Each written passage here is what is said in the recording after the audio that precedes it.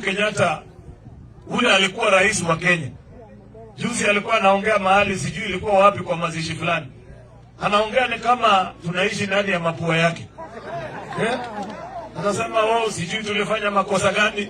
Kama kuna makosa tulifanya ni kukuchagua wewe miaka 10. Sababu umetuachia Kenya na madeni mingi sana. Wacha kujifanya malaika ati sijui nini.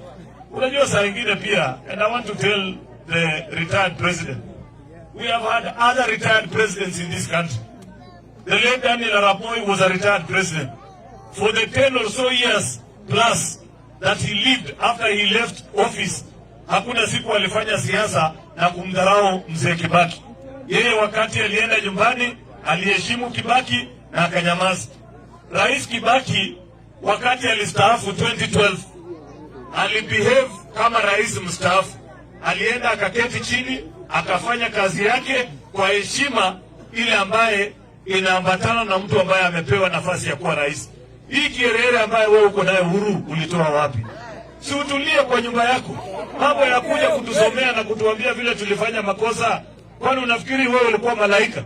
Si wakati ulikuwa kwa ofisi kulikuwa na mambo mengi sana ambaye inaendelea, ambaye tumenyamaza kwa sasa. Tumesema tuachane naye, tuone vile tutaenda mbele. Hii sarakasi kidogo kidogo na tupangie